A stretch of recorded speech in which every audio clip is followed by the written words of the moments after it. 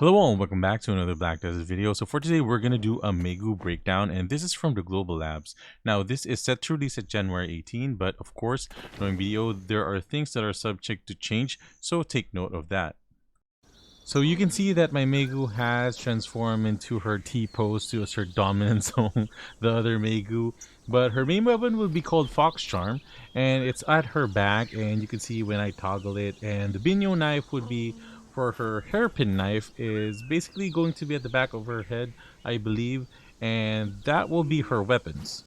So let's start with the passive, as this is kind of like the defining character of the classes in BDO. So this one, I read it as her passive as this Fox Spirit. You could see over here that's lingering on her left side. And this gives her 11 AP and 4% evasion rate once maxed out. Now this one is also the Prime Fox Spirit that gives her 7 magic AP. So that meaning that MAEGU is basically a magic, kind of like caster class. And if you go into her information, you could see that it shows casting speed and not attack speed. So one of her defining skills too as a passive is the Fox Spirit Incarnation. Now one of the skills called Stone Drill, or Stone Break, which is WQ, allows you to kind of like go forward attack, delay a little bit, and then Q so you could go back. Now you could do it instantaneously or kind of like delay it a little bit. I still have to test it out, of course, on the live server, but that is really neat. It puts you out of position and can be combined with some of your mobility skills too. So she can move a lot fast in the battlefield. So that's one thing that I really love about her. One of my favorite skills so far for this class is the Ghost Walk and Kai's Ghost Walk, if that translated properly. The good thing about this one is it gives you 9% evasion rate for 5 seconds, and you could continuously use it as the cooldown is 2%, of course. And you can kind of spam it, like it's not really going to be super effective, of course, like in PvE, unless you're spamming skills like this one. But it's super neat that you could use this one again and again.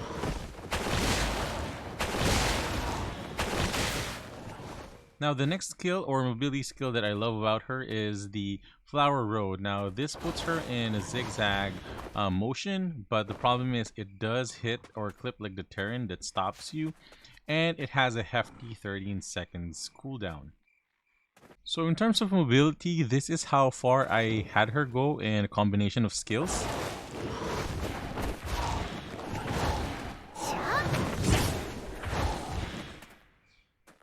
Into the Shadow Realm. So that's how far she can go. So take 2, let's do it on this road. So I need more testing on this one, of course.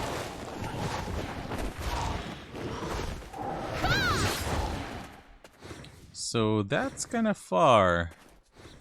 Her debuffs are kind of loaded and it's range, so that's kind of cool. So RMB is the Fox Spirit play that sends your Fox forward, minus 20 DP for 10 seconds.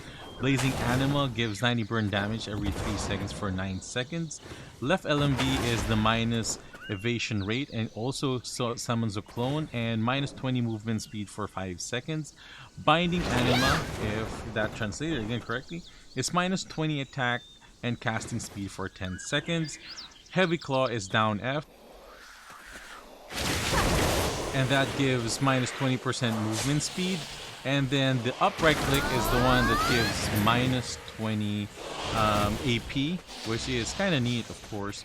So you could kind of like chain them off like a little bit fluid, which I'm kind of surprised it's kind of like optimized. So RMB plus the E and the F, down F, and then upright click, and you pretty much given your enemy all of the debuffs that there is. You can also use that one as a PvE combo, which is kind of cool. So like it's kind of like flowing a little bit better than the first classes that you have, and it's really pretty.